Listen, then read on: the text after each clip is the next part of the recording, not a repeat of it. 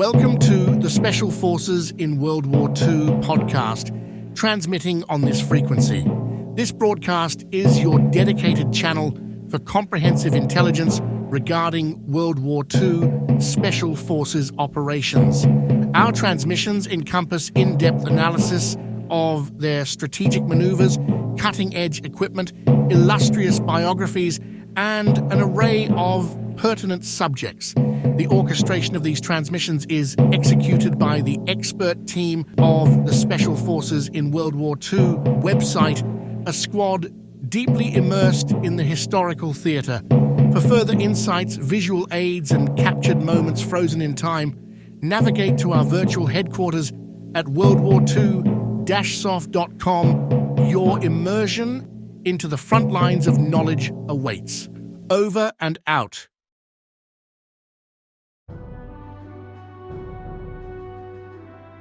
Welcome back to another episode of the Special Forces in World War II podcast, where we explore the bold, the daring, and the extraordinary tactics and equipment of special and specialized forces in World War II that helped shape the outcome of the greatest conflict in modern history. I'm your host, Michael Wires, and as always, we're here to uncover the hidden stories behind the daring exploits of these remarkable units. On D-Day, June 6, 1944, thousands of Allied soldiers fought their way onto the beaches of Normandy. Many listeners know the stories of the infantry, the airborne landings, and the naval bombardments, but far fewer know the story of one of the most unusual machines of the Second World War, an ordinary tank transformed into a temporary boat, a machine that could roll out of a landing craft, drop into the sea, and swim toward enemy shores under its own power. This is the story of the Duplex Drive tank. Born from a simple but daring idea, the DD tank was never meant to replace conventional armor. It was designed for a single purpose: to bring firepower to the beaches in the first minutes of an amphibious assault. What followed was one of the war's boldest engineering experiments. Light tanks surrounded by canvas skirts, medium Shermans fitted with propellers, a floating force that would shape the opening minutes of D-Day, cross Europe's great rivers, and swim into the final battles of 1945. In this episode, we follow the entire evolution of the Duplex Drive concept, from the early Tetrarch experiments to the Valentine conversions to the Sherman DDs that launched into the surf off Normandy and later crossed the Rhine, the Scheldt, and the Po. We explore the training grounds at Fritton Lake and Stokes Bay, the frantic American program at Torcross, and the calm and violent waters in which these tanks fought. This is a story of innovation under pressure, of courage inside fragile machines, and of one of the most unlikely armored vehicles ever to see combat. Welcome to the history of the swimming tank. So let's start at the beginning. The idea of an amphibious tank exists before the war, yet early designs struggle with buoyancy. Heavy armor is hard to keep afloat. Engineers test detachable pontoons and rigid floats, as seen in the Japanese experiments, but these systems are bulky and slow. They cannot support large armored formations in assault conditions. The breakthrough comes in 1940. A Hungarian-born engineer, Nicholas Straussler, develops a collapsible flotation screen made from waterproof canvas. It folds flat around the hull during transit. When raised, it forms a flexible, boat-shaped wall. The screen increases buoyancy and allows a tank to float, yet it can be folded down again for land combat. In July 1940, Straussler receives a redundant light tank Mark VII Tetrarch from the British 1st Armoured Division. The tank weighs about 8 tons. It is chosen because it is the lightest available vehicle and suitable for a risky concept. The Royal Navy's construction branch initially dismisses the idea as unrealistic. Straussler continues regardless and develops the design further. By June 1941, he has fitted the Tetrarch with a working flotation screen and an engine-driven propeller. The first trial takes place on the Brent Reservoir also known as the Welsh Harp. In North London, General Sir Alan Brooke, Commander-in-Chief Home Forces, attends the demonstration and becomes an early supporter. The small tank swims successfully across the reservoir. The trial takes place on the same water where engineers tested a floating Mark IX tank at the end of the First World War. Encouraged by the freshwater results, Straussler moves to sea trials. In December 1941, the team tests the Tetrarch off Portsmouth, near Hayling Island, possibly inside Langstone Harbour. The tank floats and maneuvers in choppy coastal water and proves the soundness of the system. As a result, the British Tank Board approves the adaptation of the Duplex Drive concept to a more suitable combat vehicle, the Vickers-Armstrong Valentine infantry tank. From this point onward, the Tetrarch serves mainly as a proof-of-concept machine. Further experiments follow. Engineers test the ability of the main armament to fire while the tank remains afloat. The United States Army also shows interest. American engineers attempt to fit the Duplex Drive system to an M3 Stuart light tank. That early trial ends in failure when the prototype sinks quickly. The incident confirms the British view that larger and more stable tanks are better suited as production Duplex Drive platforms. In September, the Tank Board decides that Nicholas Straussler should adapt the Duplex Drive system to a Vickers-Armstrong Valentine infantry tank, a Valentine II, powered by an AECA 190 diesel engine, is issued for the work. The heavier hull requires a larger rubberized canvas screen, so the design is reshaped. The propeller also needs a new mounting system.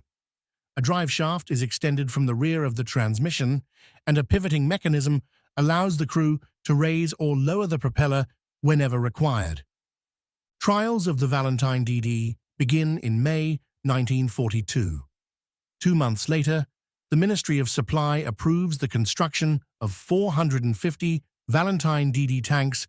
All are based on the Valentine V, which uses the American GMC 6.71S diesel engine, rather than the older AEC unit.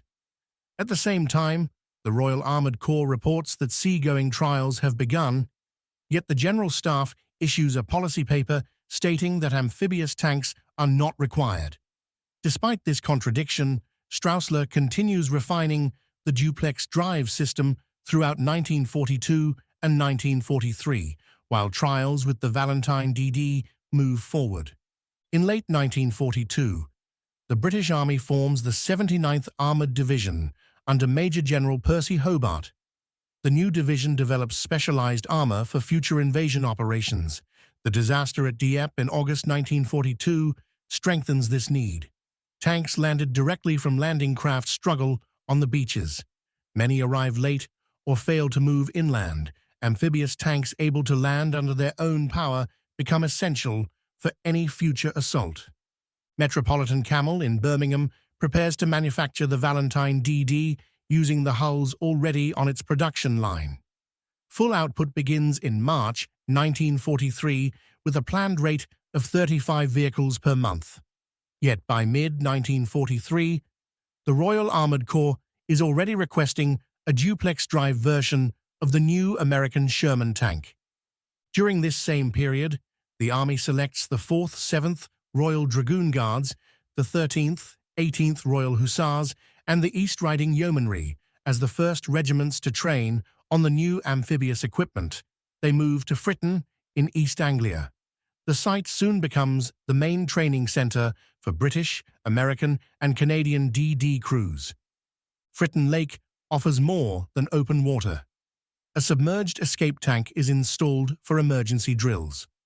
Crews climb into an armoured hull placed on the floor of the tank. Water rises around the vehicle until it is fully submerged. When ordered, the men activate their amphibious tank escape apparatus and climb out through a hatch before surfacing. Once these drills are mastered, the crews progress to open water training.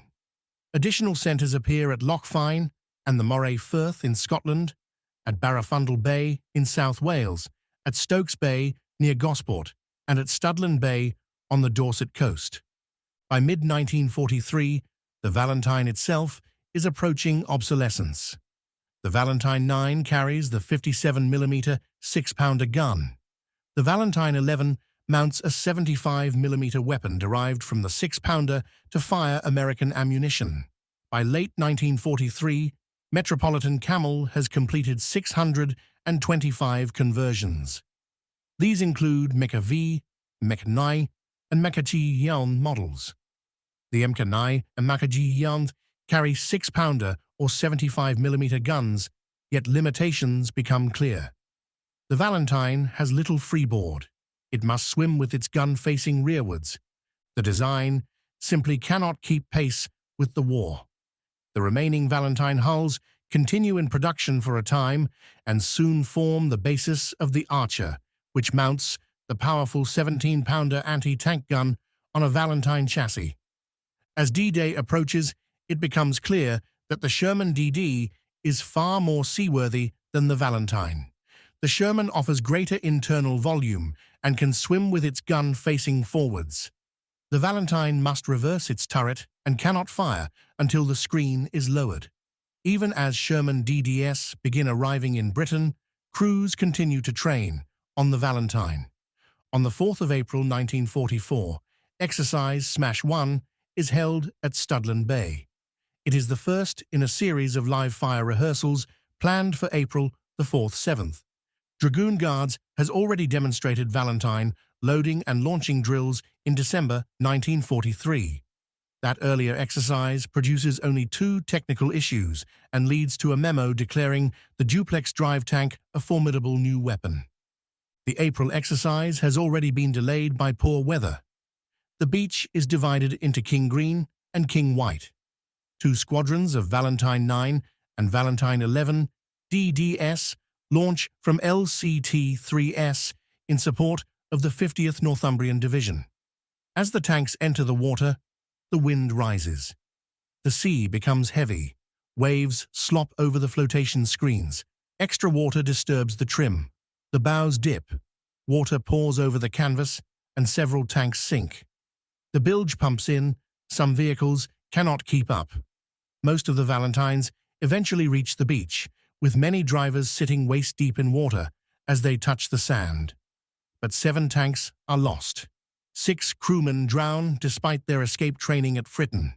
The dead are Lieutenant C. Gould, Sergeant V. Hartley, Corporal A. Park, Corporal V. Townsend, Trooper A. Kirby, and Trooper E. Petty. 2 weeks later, on the 18th of April 1944, King George VI watches Exercise Smash 3 from the concrete observation bunker at Fort Henry. He stands beside Prime Minister Winston Churchill, General Eisenhower, and General Montgomery. On that day, a regiment of Valentine DDs is launched and lands without loss. By this point, it is clear that the M4 Sherman is the superior platform. It offers greater buoyancy and can keep its 75mm gun facing forward while swimming. By April 1943, Straussler's flotation screen has already been adapted to the Sherman, and the first prototypes are completed soon afterwards. Production accelerates in 1944. Britain converts 693 Sherman DD tanks that year. Another 247 Valentine DDs enter service, but mainly as training vehicles. The United States adopts the Sherman system after a successful demonstration in November 1943. American officers take Straussler's plans and begin local production. By early 1944, U.S. factories are producing Duplex Drive Shermans at a rate of 15 per day for Allied forces. By the time of the Normandy invasion, British, Canadian, and American crews have trained extensively on DD tanks. Valentine DDs serve almost entirely as trainers. Crews learn the system on these older tanks before moving on to Shermans. By mid-1944, the Valentine DD is obsolete in Europe. Many are scrapped or shipped to training units in Burma, and India Valentine DDs see combat only once, and only in a supporting role. Their single operational use occurs in northern Italy in 1945. During the final Allied advance, a small number of Valentine DDs support the 7th Queen's own hussars. They are not used as swimming tanks. Instead, they serve as improvised fuel carriers during the crossing of the Adige River. Their flotation screens allow them to shuttle fuel across the water to supply Sherman DDs already engaged on the far bank. This brief episode becomes the only recorded combat service of the Valentine Duplex Drive tank. This operational history reflects the broader development of the Duplex Drive system, which begins with the earliest experimental variant. The Duplex Drive tanks retain the core features of their base models. They keep their original armor, armament, and engines, but gain specialized amphibious equipment. With the Tetrarch DD serving as the prototype, the two main wartime variants become the Valentine DD and the Sherman DD. The Tetrarch DD is based on the standard light tank Mark VII. It remains a compact airborne tank designed by Vickers Armstrong. It weighs about 7.6 tons, roughly 16,800 pounds. It measures just over 4 meters in length, a little more than 2 meters in width, and about the same in height. The crew consists of 3 men: commander, gunner, and driver. The armor uses riveted plate up to 14 millimeters thick, which offers only modest protection by mid-war standards. The main armament is the 40mm QF 2-pounder gun, carrying about 50 rounds. A coaxial 7.92mm Bisa machine gun sits beside the main weapon. Power comes from a 12-cylinder Meadows petrol engine, producing around 165 horsepower. With a power-to-weight ratio of roughly 22 horsepower per ton, the Tetrarch reaches 64 kilometers per hour on land. Its small size and light armor make it fast but increasingly vulnerable as the war progresses. Straussler's Duplex Drive conversion adds a collapsible waterproof canvas screen around the upper hull. The screen provides the extra buoyancy needed for swimming. When raised, it forms a large canvas boat that sits above the tracks. The base of the screen attaches to a rigid metal frame fixed around the mudguard line. The skirt is supported by inflatable rubber tubes and metal struts. About 36 vertical tubes run around the entire perimeter. These tubes link with horizontal steel hoops, giving the screen its shape and stiffness. Together, they create a temporary hull, with enough displacement to float about 8 tons of armored vehicle. When not needed, the canvas folds neatly down against the hull. Erecting it takes only a few minutes. Compressed air inflates the rubberized tubes and forces the screen upright, where it locks into position. Once the tank reaches land, the crew can collapse the screen quickly. Later versions use release cables or small explosive cords to deflate the tubes instantly and drop the skirt for combat. In the water, the Tetrarch DD moves using a propeller powered by the tank's own engine.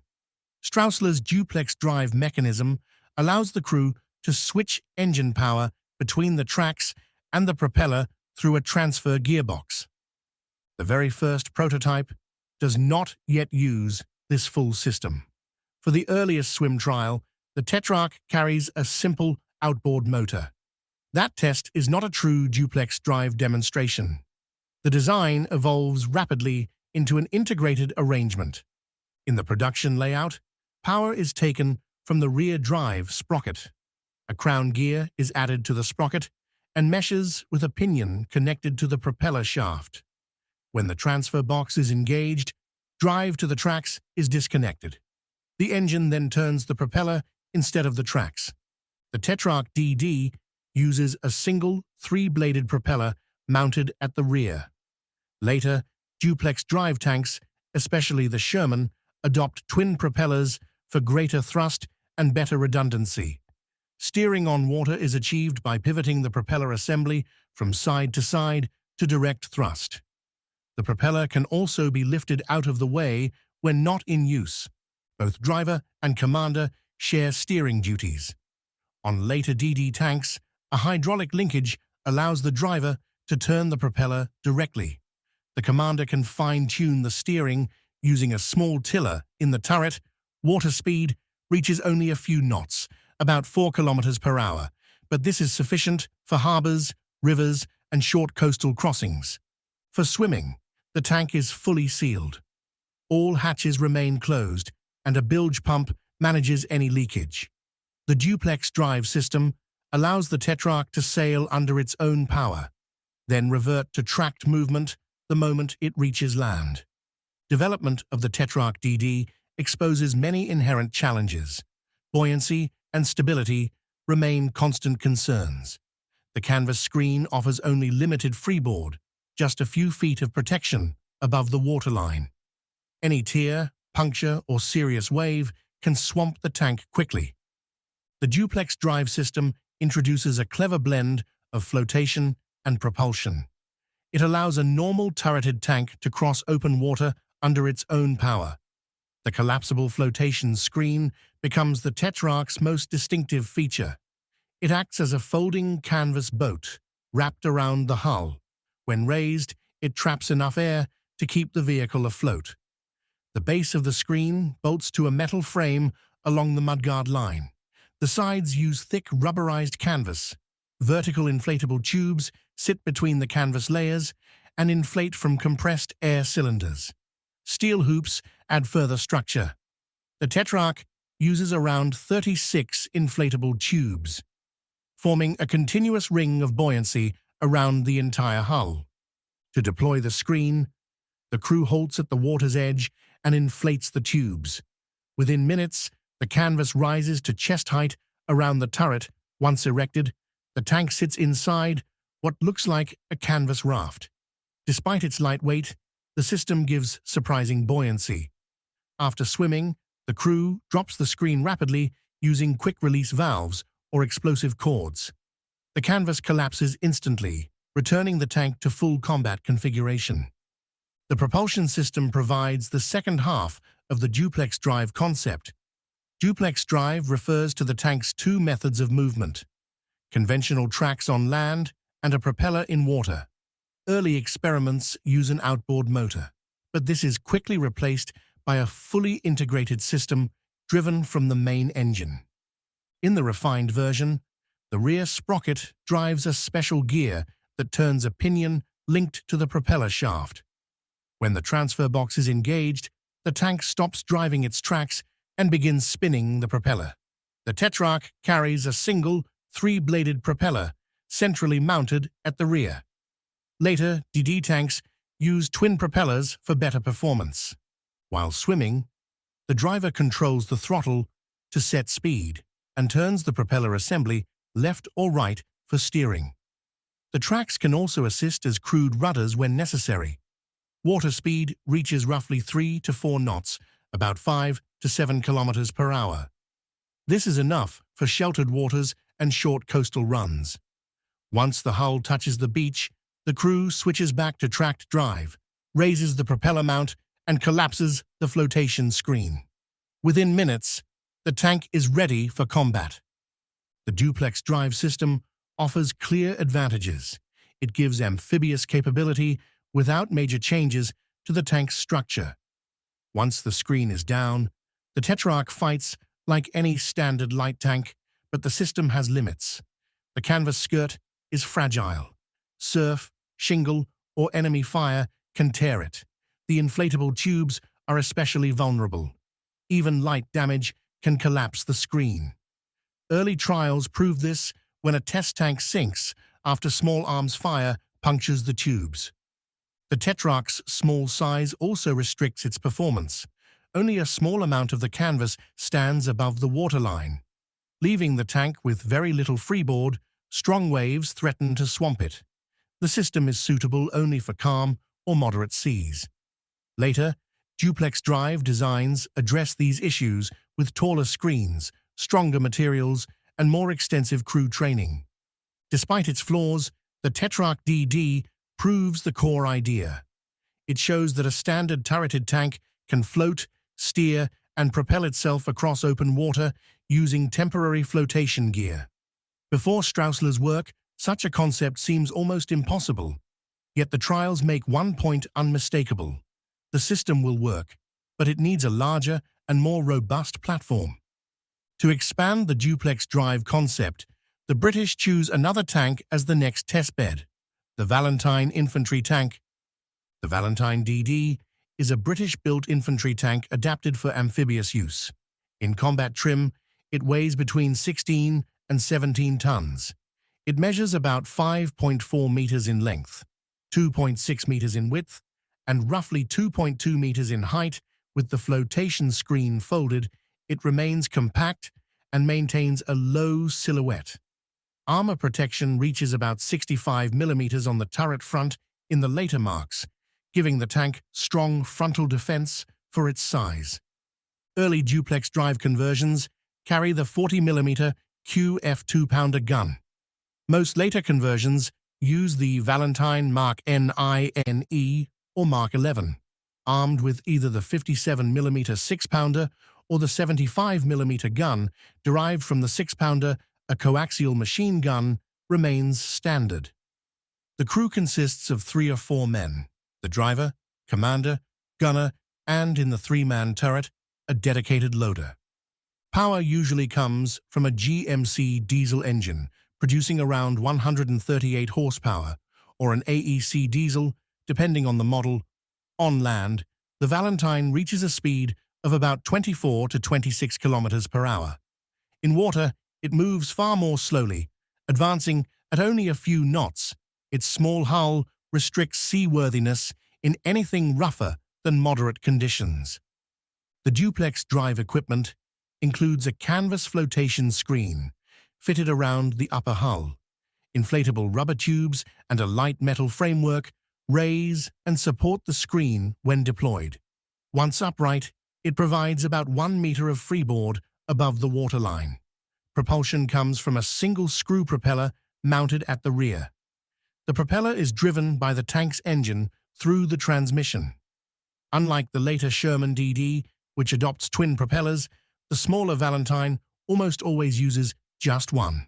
When the tank reaches the shore, the crew lifts or disengages the propeller and collapses the flotation screen. The name Duplex Drive reflects the tank's dual propulsion modes: tracks for land movement and a marine propeller for water operations. The design allows the Valentine to swim under its own power, land on a hostile beach, and then fight as a conventional infantry tank once the screen is lowered. By the time the Valentine DD reaches its refined form, a more suitable platform has already arrived. The American M4 Sherman proves larger, more stable, and far better suited to the expanding duplex drive concept. The Sherman DD is a modified M4 medium tank used by British, Canadian, and American forces. In duplex drive form, it weighs between 30 and 33 tons. As the conversion adds extra equipment, it measures roughly 6 meters in length, 2.7 meters in width, and about 2.5 to 2.7 meters in height. With the turret and the flotation screen folded, when the crew erects the screen, the height increases further. The canvas must rise above the turret roof to prevent waves from swamping the tank. Armor protection remains the same as on the standard M4 Sherman. The hull front is about 50 millimeters thick. The turret front measures around 76 millimeters. The hull sides vary between 38 and 45 millimeters. The flotation screen provides no protection. Its sole purpose is to keep the water out of the hull long enough for the tank to make its swim toward the shore. Armament remains unchanged. The Sherman DD carries the 75mm M3 gun with a coaxial .30 Browning machine gun.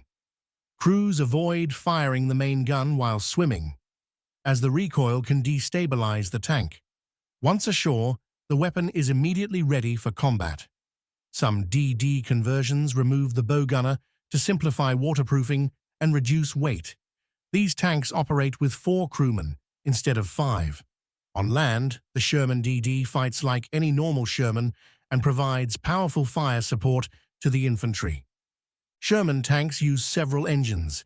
The M4A1 carries the Continental R975 radial engine producing about 400 horsepower. The M4A4 uses the Chrysler multibank. On land, speed remains between 40 and 48 kilometers per hour. In water, the Sherman reaches about 4 knots, roughly 7 kilometers per hour. This is adequate for short crossings, but leaves the tank exposed during the swim. The duplex drive equipment on the Sherman is more complex than on the earlier Valentine.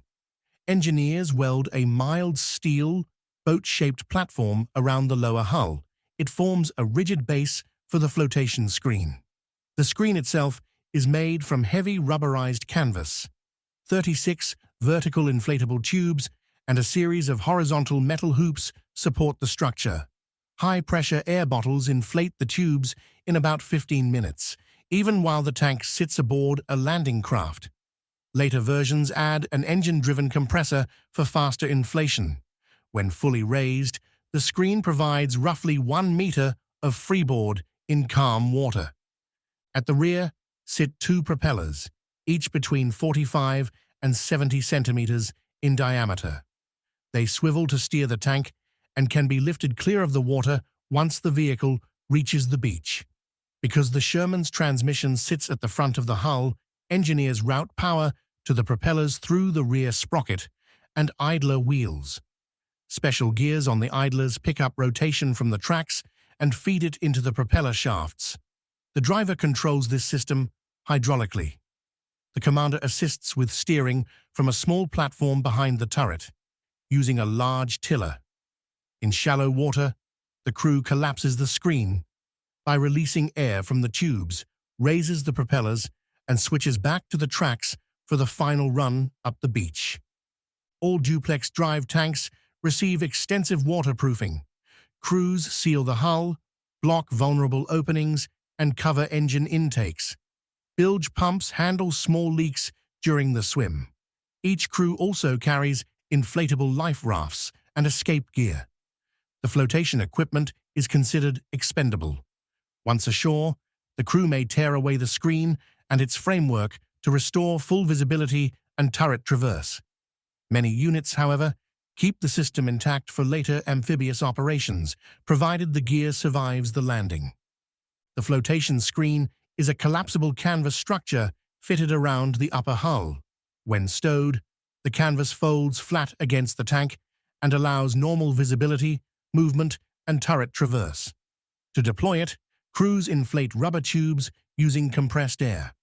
As the tubes fill, metal struts rise with them and pull the canvas skirt into a rigid upright position. Straussler explains that each tube generates roughly 270 kilograms of upward force when filled. Dozens of tubes hold the screen in place with nearly 12 tons of total lift. The canvas and its frame form a hollow raft wrapped around the tank. This increases displacement and keeps the heavy vehicle afloat. When raised, the canvas wall sits just above the turret. On the Sherman DD, the top of the skirt usually stands only about 30 centimeters above the waterline, giving very little freeboard. The tank can operate safely only in calm water. Sea state 3 or 4 is considered the upper limit. Waves of 1 or 2 meters can swamp the canvas very quickly. The material is robust, but still vulnerable to puncture from obstacles, shingle, or gunfire. For that reason, DD crews rely on smoke, low visibility, and surprise when crossing the water. To collapse the screen, the crew releases air through valves. They usually wait until the tank enters shallow water where the tracks can bite, although they may deflate the screen immediately if enemy fire threatens the flotation gear. During the war, Britain establishes a network of specialized duplex drive tank schools to train crews in swimming operations. These schools operate under the 79th Armoured Division, famous for Hobart's funnies. In April 1943, responsibility for the duplex drive system passes to Major General Percy Hobart. His division begins training 10 armored units, including British, Canadian, and American regiments. The main training sites are located in England. Fritton Lake in the east and Stokes Bay on the south coast become the central wings of the new Amphibious training network. Fritton Lake, on the Norfolk-Suffolk border, is requisitioned in May 1943. The lake stretches for about 4 kilometers and is remote enough for secret trials. From June 1943, crews attend 2-week freshwater courses at Fritton. They learn flotation principles, steering, emergency procedures, and basic navigation on calm water. More than 1,200 men pass through Fritton Lake before the Normandy landings. The site remains important after D-Day. It becomes part of the Assault Training and Development Center, and later, the specialized armor development establishment trials continue there on river crossings, soft ground operations, and new equipment designs. After completing the Fritton Lake program, crews move to the Saltwater School at Stokes Bay near Gosport. Stokes Bay serves as the advanced open-water training site from September 1943 to May 1944.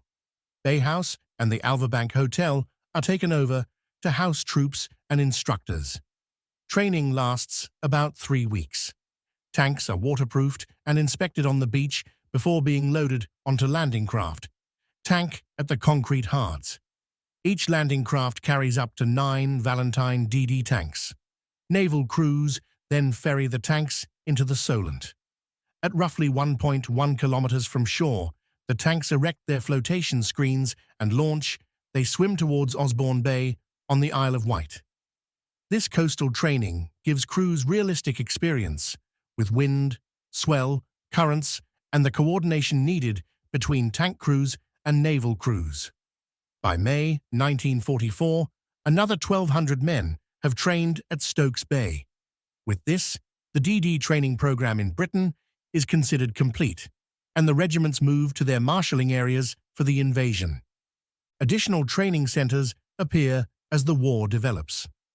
Early in 1944, the United States establishes its own DD school at Torcross on the Devon coast beside Slapton Sands. Major William Duncan of the 743rd Tank Battalion, who has trained on Valentine DDs in January, is ordered to set up the school. American crews begin arriving in March 1944. 2 companies each from the 70th, 741st, and 743rd Battalions rotate through Torcross for intensive Sherman DD training. The school works closely with United States Navy landing craft tank flotillas. Based at Dartmouth, training continues day and night through March and April. By the end of April, American instruction is complete. Reports record more than 1,000 launch trials with very few tank losses. DD training does not end with the Normandy landings in June 1944. Fritton Lake remains active for refresher instruction and ongoing experimentation. As the Allies advance towards the Rhine, British crews return to Fritton and then move to the River Humber at Burton-upon-Stather to practice swimming in stronger currents. As operations shift into the Netherlands and Germany, new forward training areas appear along the Maas and the Waal. These allow regiments already deployed in Northwest Europe to maintain their river-crossing skills close to the front. Late war records show the spread of Duplex Drive technology far beyond Europe. Valentine DD tanks are shipped to North Africa and the Middle East for planned operations that never take place. By 1945, British forces in Asia are preparing to use DD Shermans in the war against Japan. The 25th Dragoons train on Duplex Drive tanks in India in anticipation of landings on the Malayan coast.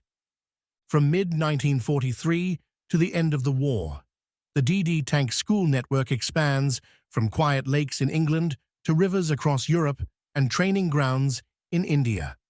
The system grows in step with the changing direction of the conflict and the rising need for amphibious armor. Training at the Duplex Drive tank schools is demanding and highly innovative. Crews must master armored warfare and nautical skills at the same time. Instruction is divided into clear phases. Basic training takes place on land and in calm water. More advanced work follows in open sea conditions and alongside naval and infantry units. Throughout the program, safety, maintenance, and careful handling of the specialized DD equipment remain constant priorities. The tanks used in training depend entirely on what is available. Early on, the British rely on the Valentine DD. These conversions use Mk2 or Mkv hulls fitted with Straussler's flotation screen and a single rear propeller. The Valentine is reliable, if underpowered, and available in quantity. By 1943, it is also expendable as the design is becoming outdated for frontline battle. By late 1943, the Sherman DD begins to replace it. The Sherman offers greater freeboard, twin propellers, and a turret ready for action the moment the tank lands. British conversions use Sherman 3 and Sherman 5 models.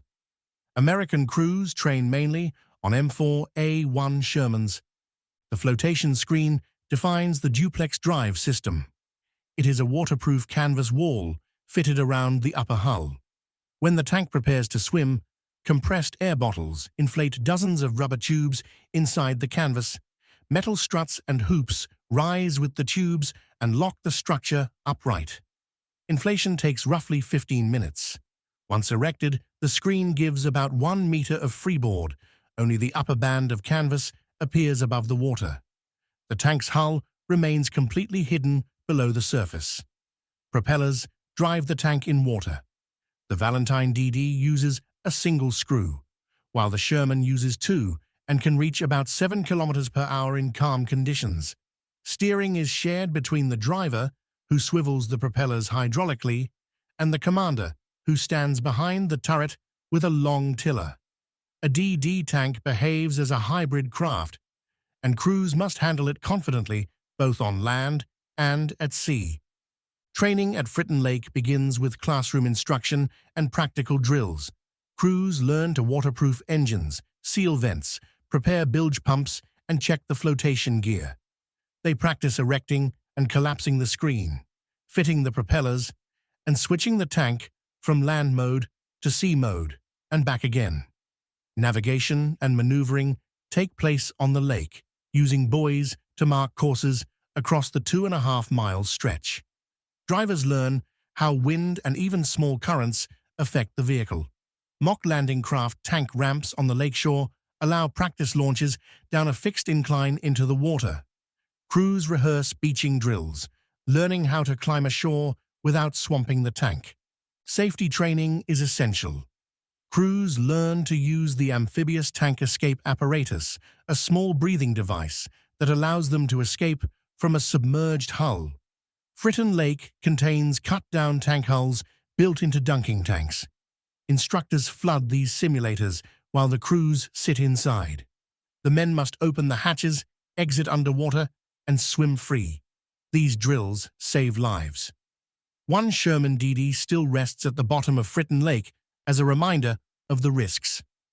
After about 2 weeks at Fritton, crews progress to Stokes Bay. The coast introduces new challenges. Training here lasts another 3 weeks. Naval involvement becomes far greater. Tank crews work closely with landing craft tank crews. A typical exercise uses real landing craft. Tanks are loaded at the beach hards, taken into the Solent, and launched in open water. Launching is the most hazardous part of the entire procedure. The flotation screen can tear if it catches on a fitting inside the craft. The landing craft tank must reverse at about 1600 RPM while the tank drives off the ramp. If the tank drops too sharply, it plunges below the top of the screen and floods instantly. To reduce this risk, special ramp extensions are fitted beneath the landing craft tank ramps. These support the tank for a moment longer and limit the depth of the initial plunge. By spring 1944, these improvements significantly increase launch success rates. At Stokes Bay, crews practice formation swimming across the Solent. Tanks form in line or in echelon and cover distances of roughly 1 to 1.25 kilometers towards the Isle of Wight. These swims replicate the ranges expected on D-Day. Crews maintain spacing, steer to fixed bearings, and land on designated beaches. After each run, tanks enter a washdown pool to remove saltwater mechanics check the flotation screens, engines, and propellers. Repeated drills in various weather conditions build confidence. Combined training follows. DD units take part in large-scale rehearsals with infantry, engineers, and naval forces. Some move to the Moray Firth in Scotland or Fritton Bay in Wales. Here they practice full assault landings with beach obstacles and follow-on infantry. Conditions can be dangerous. During exercise Smash at Studland Bay on the 4th of April 1944, rough seas rise without warning. 6 Valentine DD tanks swamp and sink. 6 men drown. The accident results in strict new rules. Tanks must not launch in conditions above Sea State 3, and the senior Army tank officer must make the final decision to launch. By early June 1944, the crews have trained on lakes, on open sea, on beaches, and in full combat rehearsals. They know how to fold the floats, escape a sinking tank, launch correctly, and swim in formation. They are as ready as training can make them for what they will face in the assault. In contrast to the British DD tank school, the US Duplex Drive tank program develops under intense pressure and at remarkable speed. At the beginning of 1944, no M4 Sherman DD tanks exist in Britain. American crews must therefore begin their training on the British Valentine DD. That initial course runs from mid-January to mid-February. Major William Duncan of the 743rd Tank Battalion attends this program with several of his men. He is then selected to establish a dedicated American Duplex Drive school. His task is clear but demanding. Prepare 2 companies from each of 3 U.S. battalions. The 741st and 743rd Battalions are assigned to Omaha Beach, while the 75th Tank Battalion is allocated to Utah Beach.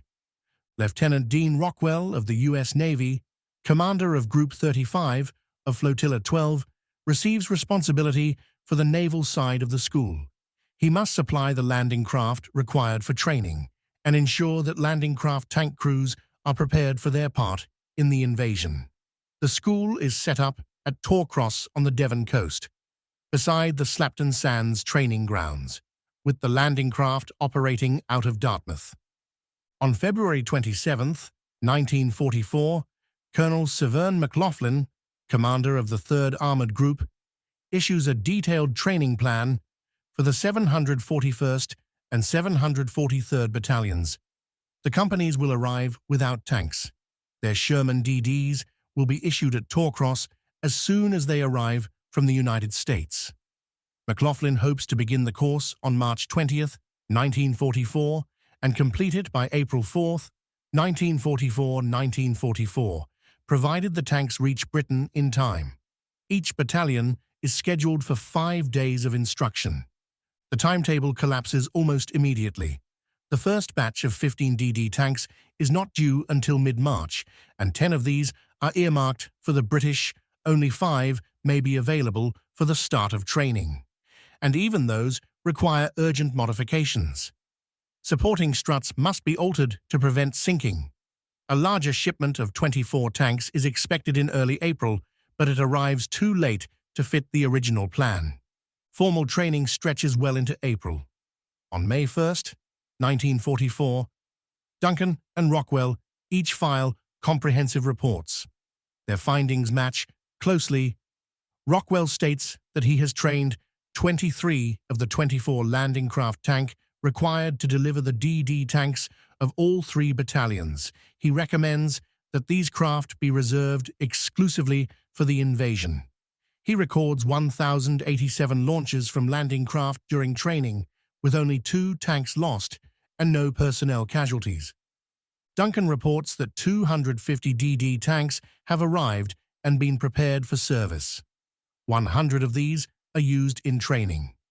His figures include more than 1,200 launches from landing craft tank, 500 launches from land, and 800 hours of water navigation. He records 6 non-fatal cases of carbon monoxide poisoning, 3 tanks lost, and 3 men killed. Several recommendations shared by Duncan and Rockwell later prove vital. They insist that duplex drive tanks must never be launched more than 3.7 kilometers offshore. They argue that the decision to launch should rest with the senior Army officer present. They also advise restricting DD operations to wind and sea conditions no worse than Force 3. Records differ on whether duplex drive tanks take part in the full-scale rehearsals for Utah and Omaha beaches. Because the system remains highly secret, some commanders refuse to risk exposing it. On March 25, 1944, Major General Clarence Hubner of the U.S. 1st Infantry Division advises that DD tanks remain at Torcross rather than join the next rehearsal. Yet Rockwell's final report states that 31 DD tanks launch during Exercise Tiger, the main Utah beach rehearsal. DD tanks are also believed to participate in Exercise Fabius the Fur, the Omaha beach rehearsal, although direct confirmation remains uncertain. Even after the school closes, instruction continues. Crews keep practicing gunnery, sighting, and equipment checks. Rockwell continues training landing craft tank crews, including the late-arriving landing craft tank 713, and prepares several additional craft as backups. When the invasion force departs, all 23 of the original landing craft tank, together with 713, sail as a single, fully trained group for D-Day. The DD tank schools ultimately prepare a select group of Allied armored units for amphibious operations. By the summer of 1944, 10 regiments or battalions have trained on duplex drive tanks, 5 British regiments, 2 Canadian armored regiments, and 3 American tank battalions complete the program. Their training shapes the opening hours of the Normandy landings and influences later river crossing operations across northwest Europe. Major General Hobart's 79th Armoured Division forms a dedicated DD brigade. The brigade includes the 4th 7th Dragoon Guards, the 13th 18th Royal Hussars, the Nottinghamshire Yeomanry, the East Riding Yeomanry, and the 15th 19th King's Royal Hussars. Canada assigns the 1st Hussars and the Fort Garry Horse to the DD program. The United States Army trains the 70th, 741st, and 743rd Tank Battalions on Sherman DD tanks during the spring of 1944. After almost 2 years of development and training, DD tanks enter combat in 1944. They take part in several major amphibious operations in Europe. Their use brings mixed results. Some landings succeed, others expose the limits of the system. The Normandy invasion, on June 6, 1944, becomes the defining test of the duplex drive tank. The Allies assign Sherman DDs to lead the assaults on several beaches. 8 tank battalions in British, Canadian, and American service receive DD equipment. Each landing craft carries 4 or 5 duplex drive tanks for a planned seaborne launch. The intention is to launch between 1.8 and 4.5 kilometers from shore. The tanks are to swim ahead of the infantry and provide fire support the moment they touch sand. On the British and Canadian beaches, most DD tanks arrive successfully. At Sword Beach, the 13th 18th Royal Hussars launch their tanks roughly 4 kilometers offshore. One tank loses its screen and must land by craft. Another sinks after colliding with a landing craft. The rest swim ashore and support the assault troops. At Gold Beach, the Nottinghamshire Yeomanry cross without major incident because the sea is calmer in that sector. At Juno Beach, the surf is heavier. Some tanks swamp or drift off course, but many still reach land and support the 3rd Canadian Division. Tanks of the 1st Hussars land in the first wave. One troop sinks after launching too far out, yet at least 21 Canadian DD Shermans operate on Juno soon after H-hour. Their fire support helps secure the beachhead. British and Canadian commanders later state that amphibious tanks and other specialized vehicles reduce casualties and accelerate the advance inland. By 9:30 on Sword Beach, British infantry have pushed about 2.4 kilometers inland with tank support. In contrast, at Omaha Beach, the infantry struggled to gain even a few hundred meters during the same period. At Utah Beach, American planning is more cautious. The U.S. 4th Infantry Division launches its Duplex Drive tanks only 550 to 730 meters offshore. Naval support craft guide the tanks during the crossing. Most of the 28 Shermans reach the beach. Only 2 sink. The tanks provide immediate fire support, and Utah Beach is secured with relatively light casualties by midday. Omaha Beach presents the opposite experience. Conditions off Omaha are rough. The swell is heavy and the current strong. The 741st Tank Battalion launches 29 DD Shermans about 4.5 kilometers from shore. Almost all are lost. 27 sink in the heavy surf before reaching land. Waves overwhelm the flotation screens. Some tanks drift sideways and are swamped. Only 2 reach the beach under their own power. A handful more arrive later when delivered directly onto the sand by landing craft. The near-total loss of the battalion leaves the first assault waves without the armored support they depend on. The infantry face concentrated German fire with little protection. Casualties rise sharply. Progress inland becomes slow and depends on the later arrival of conventional tanks. Post-battle reports blame the disaster on launching too far out, poor sea conditions, and the low freeboard of the flotation screens. Some tanks launch at an angle to the waves rather than head-on, making swamping even more likely. The experience earns the DD tanks a harsh reputation on Omaha. Many crewmen refer to them as floating coffins. Despite the failure at Omaha, the Duplex Drive tanks prove their value across the other beaches. They help open the beach exits on Sword, Juno, and Gold. General Eisenhower later remarks that Hobart's specialized armor, including the DD tanks, is frightening to the German defenders and vital to the success of the assault. German commanders expressed genuine surprise at the sight of tanks swimming ashore on the morning of June 6, 1944. Operation Dragoon, the Allied invasion of the French Riviera on August 15, 1944, is the next operation where DD tanks come into action. 3 American tank battalions, the 191st, 753rd, and 756th, receive 36 Sherman Duplex Drive tanks for the landings between Toulon and Cannes. The Americans apply the lessons learned in Normandy and use their DD tanks with far greater caution. The 756th Tank Battalion launches 8 Sherman DDs about 2.3 kilometers offshore. The sea is calm and conditions are ideal. Most of the tanks reach the beach without difficulty. One is swamped when the bow wave of a passing landing craft collapses its flotation screen. Another hits an unseen underwater obstacle and sinks. The remaining 6 swim ashore and support the infantry as planned. The 191st Tank Battalion adopts an even safer method. Its crews choose to bring their 12 Shermans almost directly onto the beach. Some tanks enter the water only in shallow surf.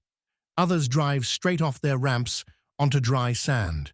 All 12 arrive intact. Once ashore, however, they push into a minefield.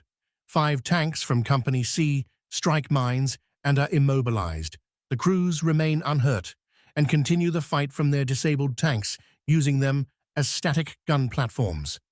The 753rd Tank Battalion fields 16 Sherman DDs. The battalion launches 8 at sea, and all 8 swim to the beach without incident. The remaining 8 stay aboard their landing craft until the beach is secure, and then land directly without risk. In total, only 2 Duplex Drive tanks are lost in the water during Operation Dragoon. This is a remarkable improvement compared with Omaha Beach. The DD tanks provide steady fire support as American and Free French troops advance inland from the Mediterranean coast. Resistance is lighter than in Normandy, so their role receives less attention. Even so, they help neutralize coastal defenses quickly and support the infantry during the opening hours of the assault. At least one Sherman DD is lost before the operation begins. The 753rd Battalion loses a tank off Salerno during a rehearsal in July 1944. After the invasion of France, British forces continued to employ Duplex Drive tanks in specialized amphibious roles. These missions focus on river and estuary crossings in the Netherlands and northern Germany, where conventional armor often struggles to reach the far bank. In late October 1944, the Staffordshire Yeomanry, newly converted to DD tanks after D-Day, conducts one of the longest operational swims of the entire war. During the Battle of the Scheldt, the regiment swims its Sherman DDs across the western Scheldt estuary. The crossing covers roughly 11 kilometers. Remarkably, every tank completes the water passage without sinking. The landing zone, however, is a marsh of deep mud. 14 tanks bog down the moment they touch the far bank. Only 4 Sherman DDs manage to move and fight on South Beveland. The crossing still achieves tactical surprise, but the sodden terrain severely limits the regiment's usefulness on arrival. The episode proves that surviving the water does not guarantee mobility on shore. The Rhine crossing in March 1945 becomes another major test. Operation Plunder begins on 23rd March as British and American forces conduct a coordinated assault across the Rhine River. British units, including the 44th Royal Tank Regiment and the Staffordshire Yeomanry, launch their Sherman DDs in darkness. American tank battalions, the 736th and the 738th, do the same. The Rhine carries a strong current. Launch points are deliberately positioned upstream so that the swimming tanks drift naturally into their intended landing zones. To prepare the far bank, the Allies use amphibious buffalo vehicles to land engineers who lay portable mats on the muddy shoreline. These prevent the DD tanks from sinking the moment they emerge from the water. Some tanks are lost in the wide river. Reports vary, but several are known to have sunk. Most, however, reach the German shore and help establish bridgeheads on the eastern bank. Commanders later highlight the psychological shock caused by tanks appearing silently out of the night on the enemy side of the river. The last combat use of duplex drive tanks in northern Europe occurs a month later. During the final advance into northern Germany, the Staffordshire Yeomanry swims its Sherman DDs across the Elbe River at Artlenburg on April 29, 1945. This becomes the final amphibious swim carried out by DD tanks during the war. German resistance is collapsing by this stage. The tanks cross under concealment and help secure the far bank. No significant losses are reported. The Elbe crossing marks the end of the DD tank's combat service in Europe. In the river-cut landscape of northern Italy, duplex drive tanks finally enter combat during the closing weeks of the war. By early 1945, the British 7th Queen's Own Hussars have trained on DD Shermans and a small number of Valentine DDs. The spring offensive demands repeated crossings of major rivers, and the regiment uses its amphibious tanks to overcome these final obstacles. On April 24, 1945, Sherman DDs assist the assault across the Po River, the largest river in northern Italy. The crossing succeeds. The tanks climb the far bank and provide direct fire support to the infantry almost immediately. 4 days later, on April 28th, the 7th Hussars reach the Adige River. Many of the DD Shermans have already fought hard during the advance. Several are damaged, yet those still able to swim take part in the assault crossing. The regiment uses the swimming tanks to carry troops across the river under fire. Valentine DDs also appear at the Adige. They are pressed into service as improvised fuel carriers. This becomes the only recorded combat use of the Valentine duplex drive tank. Their flotation screens allow them to shuttle fuel across the river to supply the Shermans now fighting on the far side. After crossing both the Po and the Adige, the DD tanks continue the push towards Venice. No further amphibious work is required. German forces in Italy surrender on May 2nd, 1945. During the final pursuit, the crews discover a practical use for the collapsed flotation screens. The folded canvas forms a broad platform across the tank roof. Infantry frequently ride on these makeshift decks, turning the Sherman DDs into temporary troop carriers as the advance accelerates towards victory. And that concludes today's episode. The Duplex Drive tank was never perfect.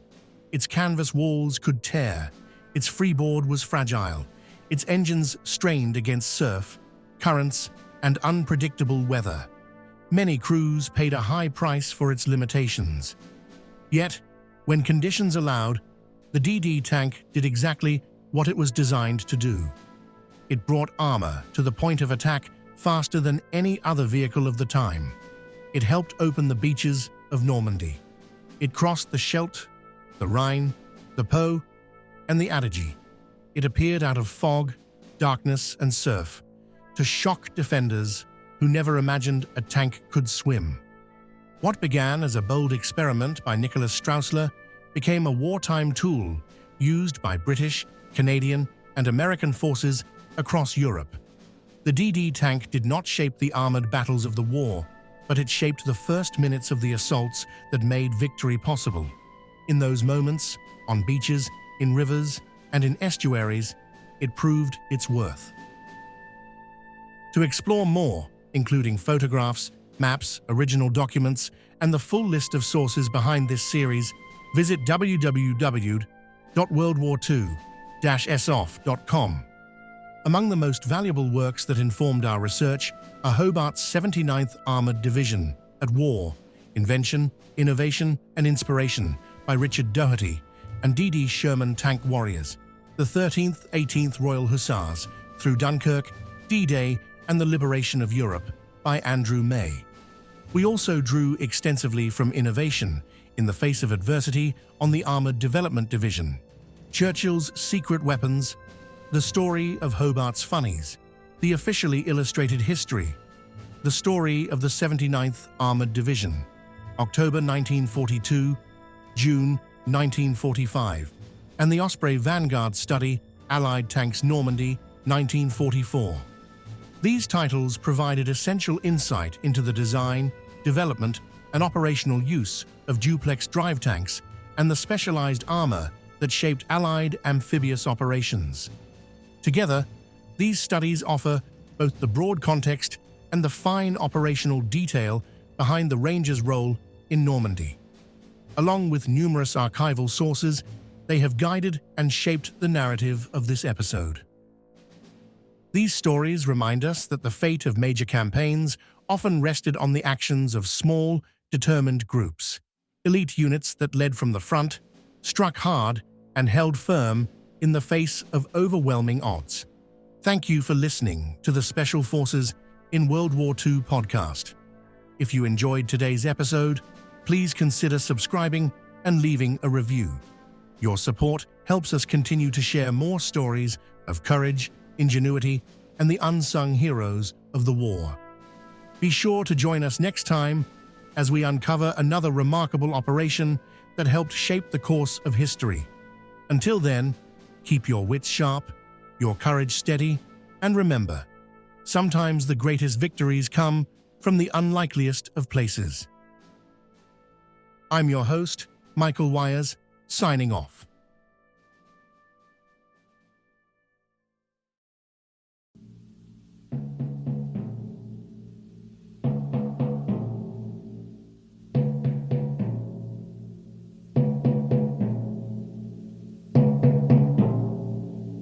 And that concludes this mission briefing, fellow warriors of knowledge.